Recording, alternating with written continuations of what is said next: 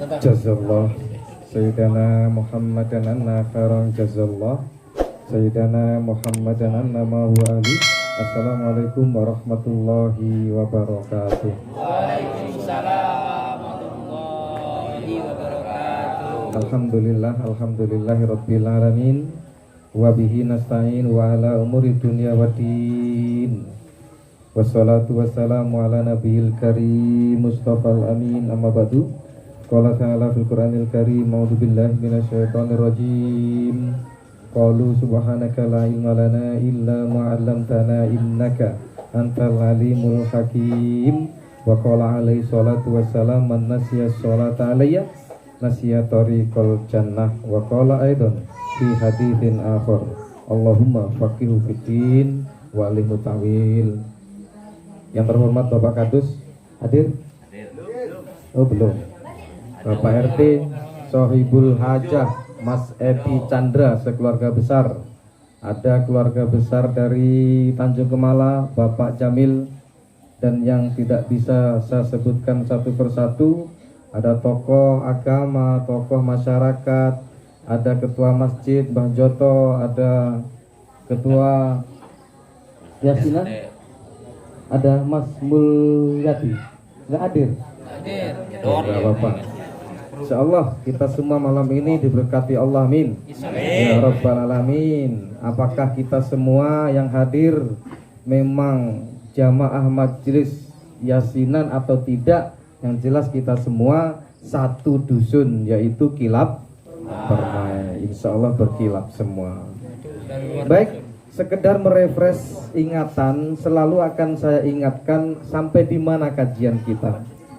At-tahlilul insani yang pertama adalah ghorizah fitriyah atau insting atau chief ketuhanan. Yang kedua apa? Iblis. Yang ketiga nafsu.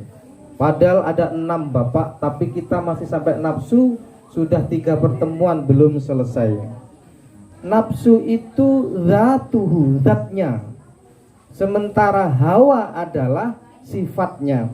Dan nafsu juga nggak boleh dibunuh, maksudnya dikendalikan. Man istato'a an yamlika nafsahu hakod naja. Orang yang mampu mengendalikan nafsunya, maka dia akan berhasil, dia akan sukses, dia akan naik. Maksudnya naja itu bisa kalau dari kelas 1 naik kelas 2 itu namanya apa? Ranking. Munggah lah ya. Jadi orang yang bisa mengendalikan nafsu dia akan munggah, naik kelas lah, kira-kira gitu.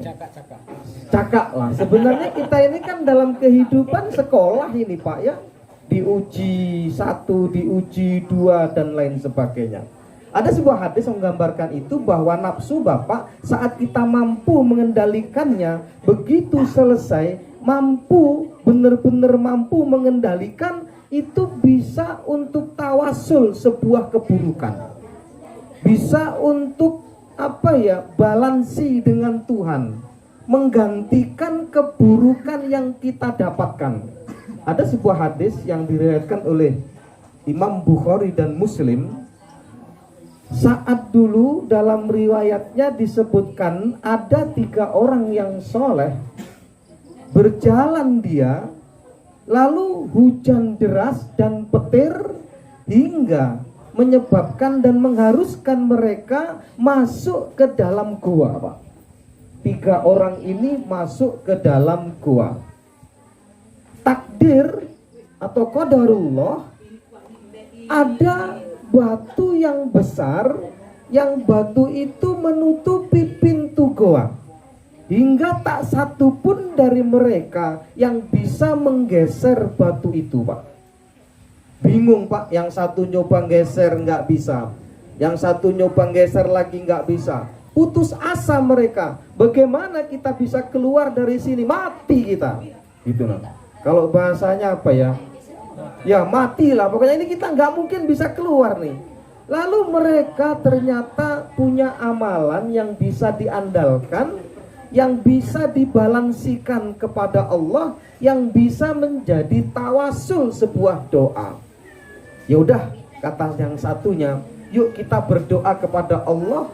Amal apa yang pernah kita lakukan yang bisa kita sampaikan kepada Allah agar pintu goa ini terbuka. Bapak-bapak, saudara-saudara, satu ngomong, ya Allah, aku pernah memperkerjakan 3 orang, yang 2 orang sudah mendapatkan upah dariku, yang 1 orang ini pergi tanpa pamit sama aku. Lalu upahnya saya belikan kambing. Dan kambing itu beranak pinak Bapak. Sampai dibelikan sapi. Sapi beranak pinak hingga menutupi 3 bukit Pak. Misal seperti Pak Jamil mempekerjakan seseorang, lalu dia pergi entah kemana. Lalu uang yang ada sebagai upah yang pergi tadi dikembangkan sama Pak Jamil nih. Dibuatkanlah mungkin proyek apa-apa yang kalau zaman dulu di hadis ini dibelikan kambing, yang kambingnya itu sampai memenuhi bukit, sapinya memenuhi 3 bukit. Saking lamanya orang ini pergi. Suatu ketika Bapak, orang ini datang dan meminta upahnya. Dengan enteng si tuan tadi ngomong, upahmu udah jadi kambing, upahmu udah jadi sapi 3 bukit. Kalau di Indonesia Bapak, ketika kita menggembala kambing, itu kan yang kelihatan rumputnya. Kalau di sana nggak kelihatan rumputnya, yang kelihatan kambingnya. Kok pasir? Kambingnya yang kelihatan.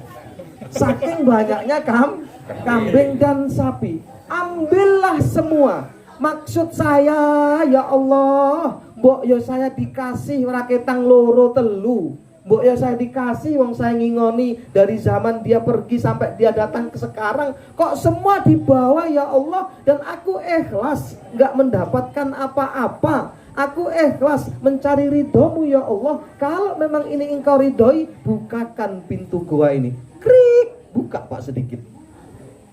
Yang satu lagi ngomong, ya Allah, aku dulu pernah jatuh cinta sama sepupuku.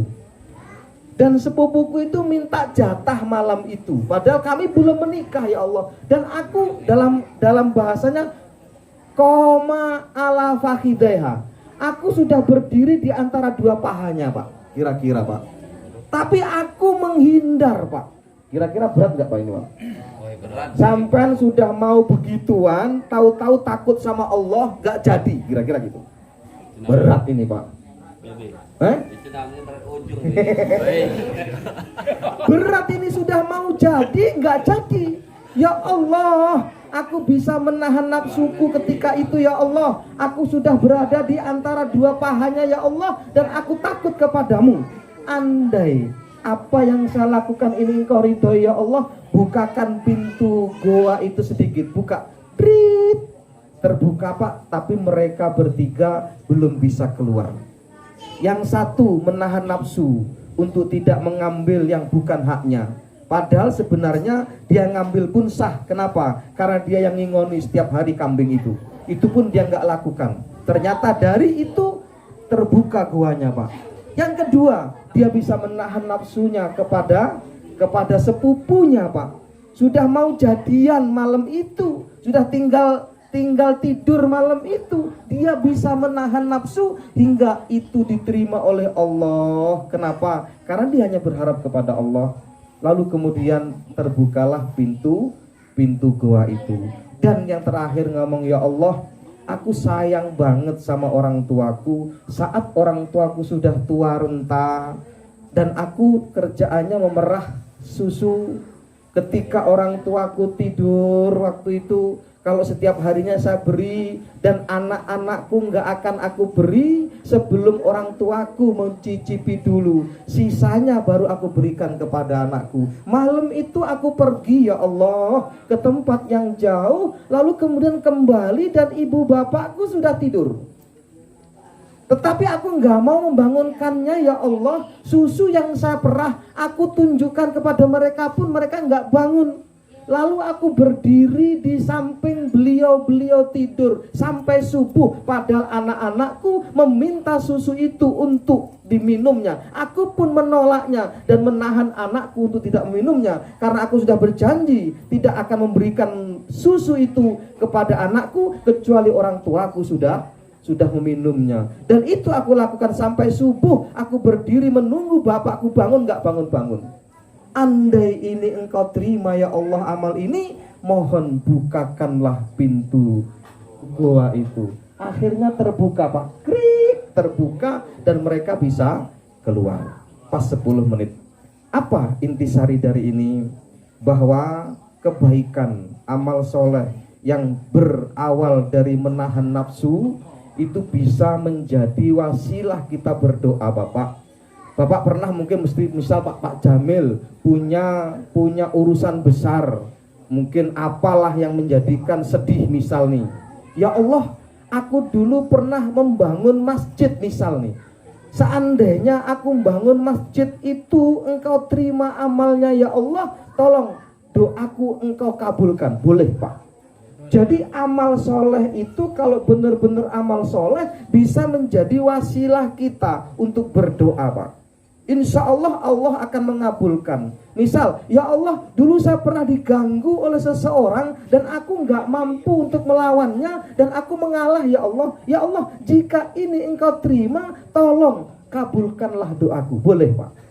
Jadi kita bertawasul kepada amal soleh yang pernah kita lakukan untuk sebuah doa dan permintaan, itu sangat dianjurkan dalam Islam Pak.